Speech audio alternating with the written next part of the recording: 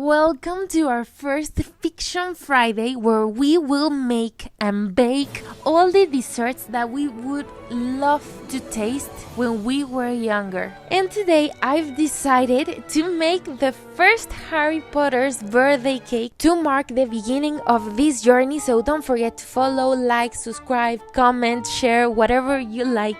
I always talk about the meaning of the desserts from all around the world, and I think that these fiction desserts also have their own story. So stay here at Sweet Culture and let's begin this cake. One thing that I love the most about this cake is that it is the easiest cake on earth. So don't be afraid and follow these instructions. We will begin with the dry ingredients with flour, sugar, cocoa powder, baking soda and baking powder. Then we will shake magically, shake until we have this beautiful brown sand. Here we have some magic powders.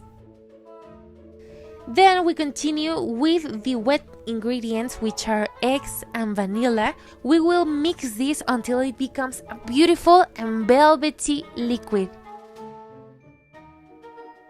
I think this recipe is really magical because you can see how the ingredients change through time and how they become a beautiful cake. We add milk, oil, vegetable oil if you like, and we mix again, only to mix the ingredients for 1 minute. Look at this. Then we will add our dry ingredients. We will take our time in this step because if we do not take our time with patience, all of the dry ingredients will spread to the whole table and it will be more difficult to clean, so take your time. We do this step to sift the ingredients because the cocoa powder and the baking powder tend to have rocks. We will mix first with a spatula and then with our magic tool, the mother mixer. This step will take 2 minutes approximately. We will stir with a spatula to include everything that wasn't invited to the party, and then we will mix again only for 1 minute just to be sure that everything is all combined. Now we have this mixture that looks like if we had melted chocolate. I'm not gonna lie, I wanted to eat it like this, but we have to move on. So, we're going to take a 9-inch pan, we're going to grease it, and then we're going to pour all the mixture in. Look at this.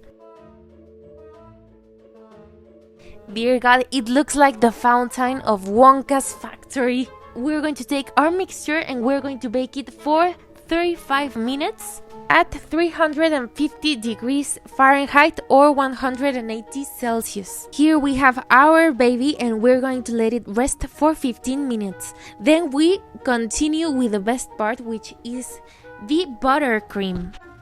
We're going to soften this buttercream and then we will add sugar. I used regular sugar and you will see that in the cake you can see the granulates from the sugar, and if you don't like that you can add powdered sugar, vanilla and salt. All you have to do here is mix really well the ingredients and mix with our mixer so everything becomes more airy, more incorporated, and even you will see that the mixture looks whiter because of all the air that has been incorporated to the mixture.